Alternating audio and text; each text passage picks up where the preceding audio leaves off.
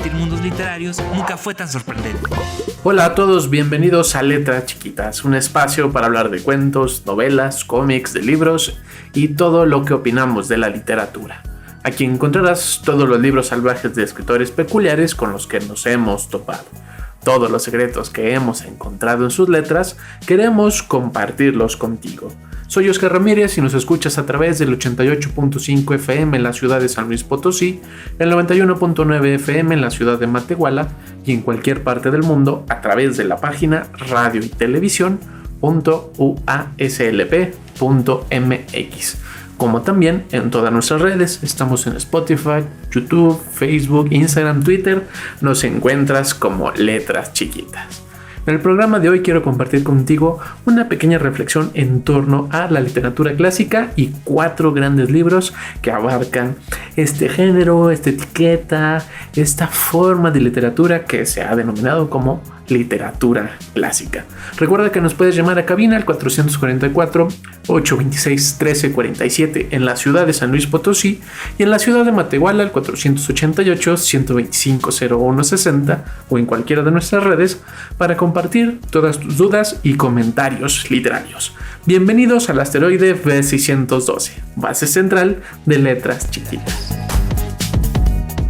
La literatura clásica. Uno de los grandes conflictos que creemos aquí en Letras Chiquitas es que no leemos los clásicos, porque ya nos sabemos las historias, hemos escuchado tantas veces de otras formas presentadas en un montón de formatos, caricaturas, películas, obras de teatro, en danza, en pláticas coloquiales, que pareciera que ya conocemos las historias, que parece que no hace falta leerlas. Y cuando nos presentaron, al menos en mi caso, los grandes clásicos, El Quijote, Los Cantares del Mío Cid, El Periquillo Sarmiento, pues estaba yo en la escuela, estaba en la primaria y las historias ni por poquito me parecieron importantes, ni atrayentes, ni divertidas, ni emocionantes. Pero sí recuerdo las adaptaciones de caricatura, algunas series de televisión que hablaban sobre todo del Quijote, que me parecían sumamente entretenidas, sumamente atractivas, y cuando me presentan el texto de El Quijote, que es el que tengo más presente, pues me pareció que ya no tenía que leerlo, que ya no hacía falta, y que además el libro de Quijote es uno de los libros más extensos, que además contempla todo el español castellano, y entonces era imposible que como niños nos fuera a atraer esa parte. Nunca nadie nos hablaba del Quijote donde había gigantes, donde había caballeros, paladines, princesas, una eterna amistad de dos personajes en un eterno conflicto, la idea de la ensoñación, de luchar por lo que se cree, por lo que se quiere, y nadie nos contaba sobre la idea de olvidar un mundo viejo, de hacerse viejo y luchar contra esa senectud, de luchar contra los nuevos tiempos y un montón de cosas internas que sí le ocurren al Quijote, pero nadie te habla de ello, solo habla de su locura y que imaginaba cosas y que luchaba con molinos de viento y hasta ahí, pero no nos hablan de esa tradición de caballería, del honor, de el luchar por el amor y un montón de otras cosas que hay en el Quijote, como en las novelas que quiero compartir contigo hoy, porque si bien no nos gusta la etiqueta de que son obligados y que deben de ser una literatura que tienes que leer, odiamos esta cosa de los 10 libros que tienes que leer, nos provocan flojera y asco en esa etiqueta, pero sí creemos que en algún tiempo vas a llegar a estos libros y cuando los leas los vas a disfrutar un montón, porque así pasa. Tienes que encontrarte con estos libros clásicos, nadie te los puede obligar a leer, nadie te los puede dar como una buena sugerencia de lectura. Creo y creemos aquí en Letras Chiquitas que van a aparecer en tu vida como lector cuando ya pasaste por un montón de cuentos, un montón de leyendas, fábulas, narraciones, otros autores, dejaste libros pendientes y entonces te encontrarás con los clásicos. Y cuando te encuentres con algunos de estos clásicos, porque hay algunos tendrás que leerlos creo yo más adelante en tu vida de lector, podrás disfrutar estos libros y entenderás un montón de cosas que te quieren contar y mostrar. Y esa parte es imposible de enseñar, es imposible de encariñar o evolucionar a alguien, porque cuando les platicamos sobre los clásicos, como voy a hacer a continuación, te va a sonar sumamente familiar la historia. Pocos, ojalá no, yo llegue a ser alguno de ellos alguna vez, pueda encariñar a alguien de que quiera leer los clásicos, los Tres Mosqueteros, Frankenstein y un montón de otras que no quiero ni nombrar porque seguro de todo ya has visto la película y por ello no los quieres leer. Y se vale que no quieras leerlos y se vale que nadie te obligue a leer esto. Pero ahora yo, en mi viaje por la literatura, que los he vuelto a encontrar, me he encontrado con historias sumamente apasionadas. Y la primera novela que quiero compartir contigo es Drácula de Bram Stoker. En esta edición, para los que nos están viendo, es una edición con hojas azules porque todo el resalte del libro está en azul y es un libro que leía mi papá cuando él era joven y yo no lo leí de tan joven, pero ahora que lo leí por primera vez de un solo golpe, porque lo había leído antes en pequeños fragmentos, la película me emociona mucho, pero no le había puesto suma atención a la literatura. Todavía me faltaba esos niveles de lectura y no me refiero a niveles como de ser intelectual ni de comprensión, ni de ser más adulto. Me refiero a un nivel de lectura que tú, lector, entiendes muy bien y que es difícil de explicar porque es algo que está muy dentro de nosotros los lectores. Y en Drácula, esta historia que está contada a través de un diario que nunca se ve reflejado en ninguna de las adaptaciones, solo se van hacia el monstruo, nos va dando todo un recuento de un personaje que es sumamente joven y que está consternado por la vida adulta, pero también está consternado por ese amor imposible, el de Mina Harker. Y entonces este joven aventurero que tiene que viajar por todo el mundo y viajar al viejo mundo, la parte vieja del viejo mundo. Entonces cuando encuentra al conde Drácula se enfrentará a una vida vieja, a una vida angustiada, y todo esto le pesará a este joven Jonathan Harker y estará luchando contra todo este viejo mundo, un mundo lleno de viejas tradiciones, castillos olvidados, servidumbre, una forma muy peculiar de hablar de un romanticismo hacia el pasado con la modernidad a través de Jonathan Harker. Y Jonathan Harker va escribiendo este diario de este pasaje, de este pasar por toda esta historia que está alrededor del castillo en Transilvania, y que el conde Drácula, en su puesta como el viejo guerrero que se enamora contra el nuevo caballero que está enamorado. Y entonces estas luchas de cómo es el amor se ve envuelto en una penumbra de terror, replagada de un solo monstruo que tiene muchas fases, muchos poderes, muchas alucinaciones, y que además refleja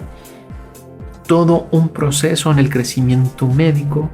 esotérico y social de, sobre todo, Inglaterra. Y entonces todo este cambio que está en el mundo alrededor de Jonathan se ve reflejado por su relación con el conde, que el conde parece no encajar en este mundo, pero el amor hará que pueda estar en él y se aferrará a estar en él de las peores formas posibles. Y entonces la investigación, el pensamiento, lo social, lo religioso, lo cultural tratarán de vencer a este demonio que es la presentación de el pasado. Un pasado tormentoso con una criatura vil, sedienta de sangre, que para su momento no había esta escritura sobre estas criaturas, sobre estos procesos de creaciones mitológicas.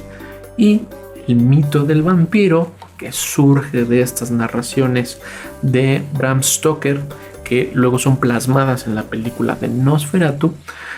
es lo que lo vuelve una lectura universal, que podemos entenderla por todos, y que de eso trata el Conde Drácula, tratar de entender al Conde Drácula, que es muy fácil ponerse de su lado y cómo el nuevo mundo lo rechaza, no porque tenga razón y no porque haga lo correcto, sino más bien en su forma de pensar y en su forma de conflicto con los demás. Hay una relación muy padre entre los dos personajes. Y ahora Editorial Planeta acaba de lanzar Bram Stoker El Origen, la historia de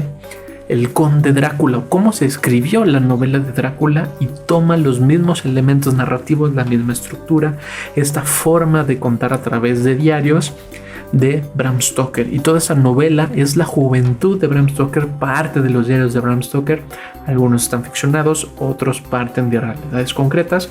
y entonces se vuelve una historia muy potente para quienes ya hayan leído El Conde Drácula, porque hay una delgada línea que van compartiendo. Momentos clave en la vida de Stoker se plasman en la vida de Jonathan Harker, que se plasman de igual manera en la vida de Drácula. Y entonces esta ficción que va jugando en todos estos tiempos entre Bram Stoker, Jonathan Harker, Drácula, que se va reflejando en los mismos personajes en diferentes proyecciones de la vida real del joven Stoker, hacen una narración y este libro sumamente bello y sumamente entretenido, y sobre todo lo hacen sumamente aterrador. Para muchos Drácula no les causa como mayor temor, pero la atmósfera que plantea está retomada en esta nueva novela con un lenguaje escrito desde la modernidad, pero con un estilo antiguo, y entonces esta mezcla de formas y de estilos narrativos se vuelve una novela sumamente emocionante. Te recomiendo mucho leer Drácula y Bram Stoker, la historia del Conde Drácula. La siguiente historia que quiero compartir contigo también tiene que ver con amor, y es una historia que estoy seguro la mayoría conoce, y es la historia de Romeo y Julieta de William Shakespeare. Primero escrita como una obra de teatro y luego adaptada de un montón de formas, un montón de estilos, con adaptaciones, con readaptaciones, con reinterpretaciones, otras tomando desde el punto clásico, otras dándole giros narrativos, otras nada más cambiando la atmósfera o cómo se presentan los personajes, pero es una historia que ha prevalecido en el tiempo y sigue prevaleciendo en el tiempo, el del eterno amor entre estos dos jóvenes, Romeo y Julieta. Pero ahora esta edición que quiero compartir contigo está ilustrada por Merced López y tiene una calidad de dibujo sumamente emocionante, con una plástica que pareciera sobre lienzo, sobre texturas. Los personajes son con mucho movimiento, tienen como una extensión muy peculiar a la hora de enfrentarse a las ilustraciones. Hay muy poco texto porque quiere jugar más con esta idea de que ya conocemos la historia, ya conocemos hacia dónde va, y entonces quiere ponerte en una atmósfera, en un estilo que lo vuelve un libro sumamente divertido, sumamente entretenido, porque está jugando con la plástica del propio libro. Los colores, el contraste, cómo los personajes están luchando, las dos familias, los Rómulo y los Capuleto, los Capuleto y los Montesco, perdón, en esta adaptación de Romeo y Julieta con una exageración en los rostros sumamente bello. Y entonces estos dibujos, estas ilustraciones están jugando con la historia que ya conocemos, dándonos los datos que no conocemos de la historia, porque estoy seguro que no la hemos leído muchos. pero está ahí toda la obra de teatro.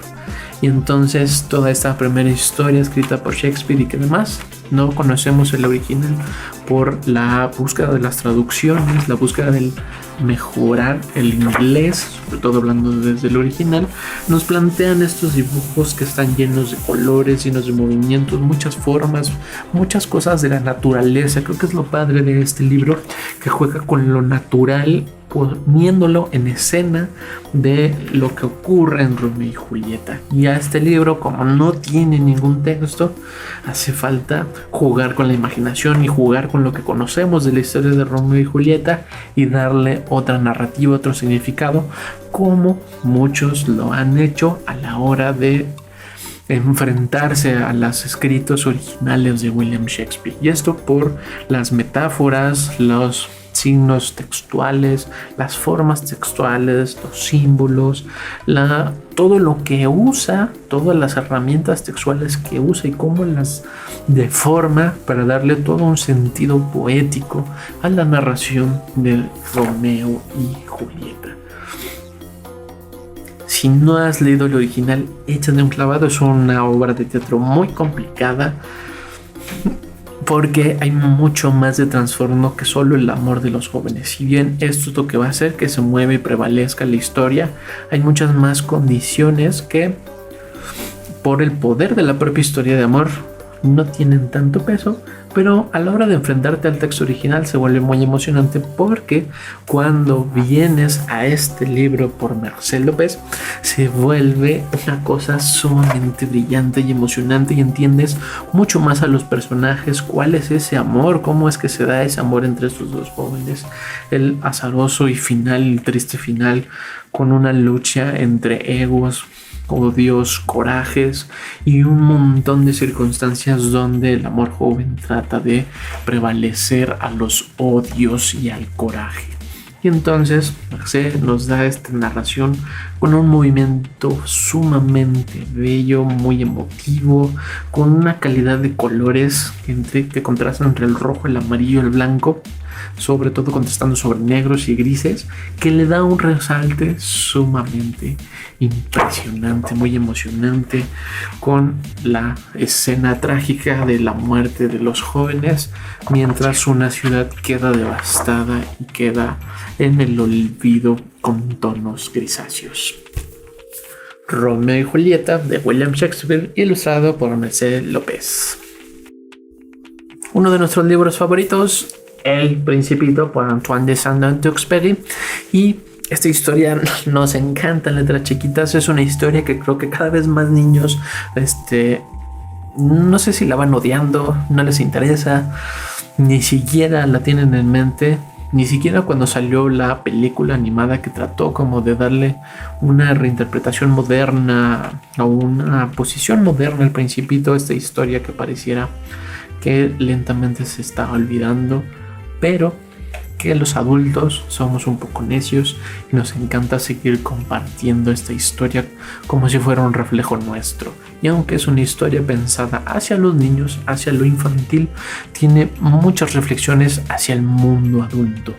Es la idea de imaginar, la idea de estar en otros planetas, de estar en otros asteroides, de los vicios de los adultos, los vicios del mundo adulto, ni siquiera como un adulto como tal, sino de un sistema que nos hace infelices. Creo que eso es lo más emocionante que tiene El Principito, y que nadie habla sobre eso, o nadie te presenta sobre eso cuando te habla sobre El Principito. Solo hablan de que era un piloto, de que sí existió, que te imagino que tenía un cordero, que hay una rosa muy extraña que pareciera no morir, un zorro bastante pícaro, pero todos se pierden, todos nos vamos para otros lados y nos quedamos con solo un fragmento que lo hacemos muy personal, y eso personal queremos compartirlo con los demás. Y como se trata de algo muy personal, muy interno, muy nuestro, es muy difícil que el otro pueda emocionarse con esa misma lectura.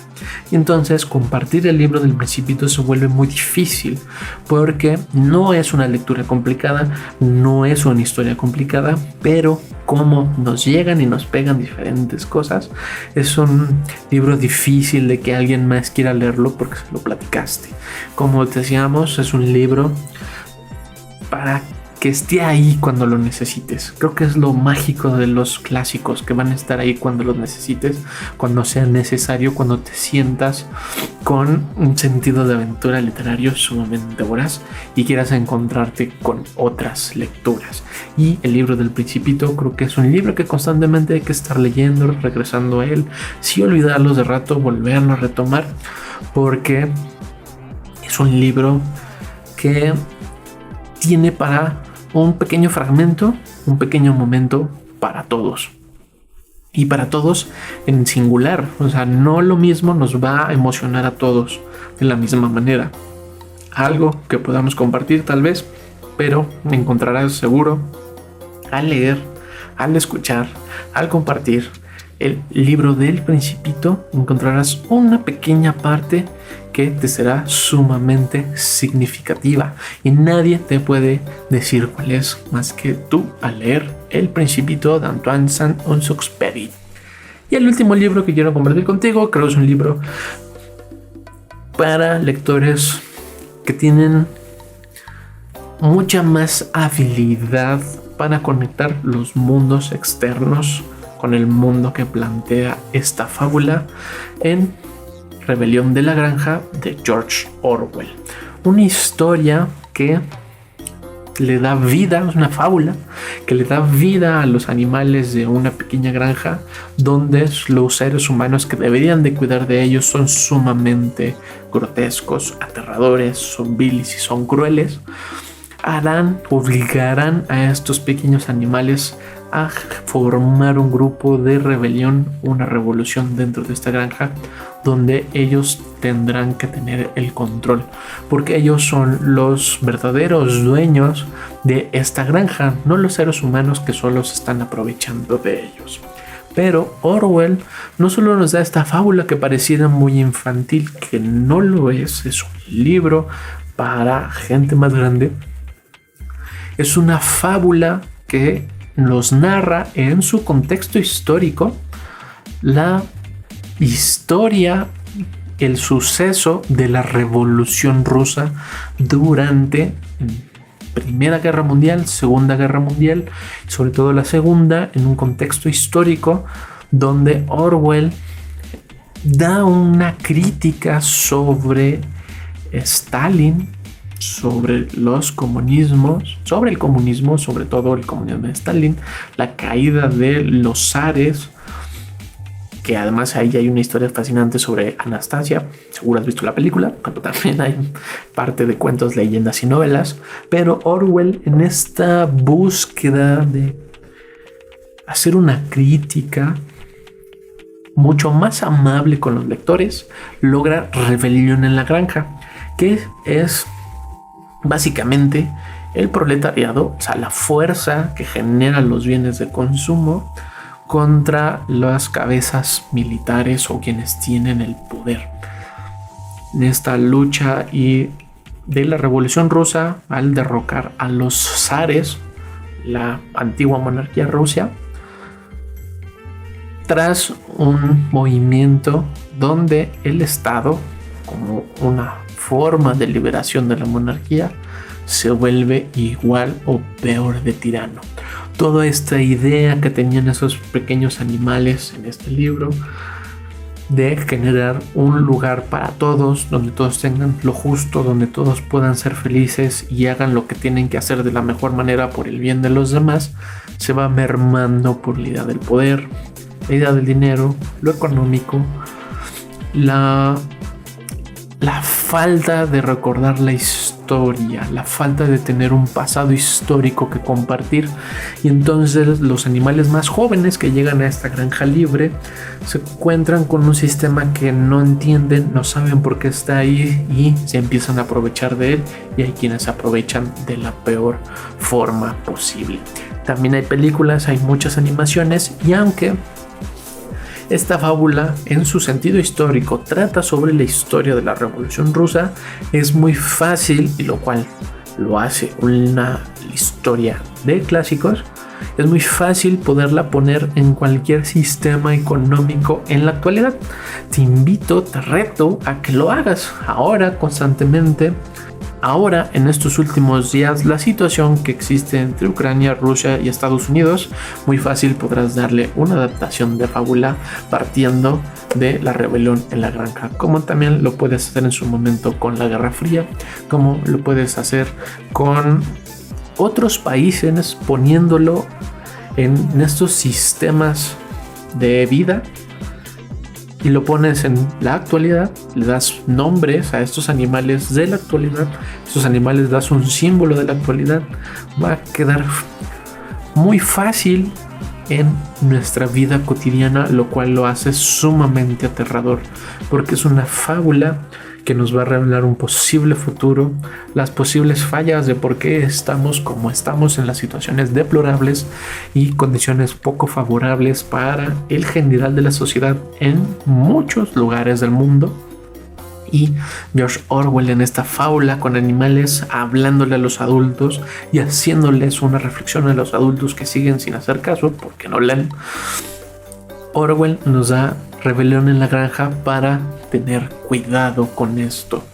de cuidarnos de esos feroces animales que son unos glotones y se aprovechan de cualquier cosa. Rebelión en la granja de George Orwell, publicado por Océano Gran Travesía junto con el libro del Principito de Antoine Oxenperry en estas coediciones de clásicos. Encontrarás muchos más, está el de Ana Frank y están saliendo algunos otros, están trabajando en ellos con estas ediciones muy bonitas, muy bellas para que perduren en el tiempo y que además están así, creemos y nos gusta pensar que así es para que puedan sobrevivir al tiempo y cuando tu lector te sientas atraído por estos libros, te sientas capaz de enfrentarte a estas novelas y sientas el reto lector de quererlos leer, estén como si fueran el libro de una primera vez.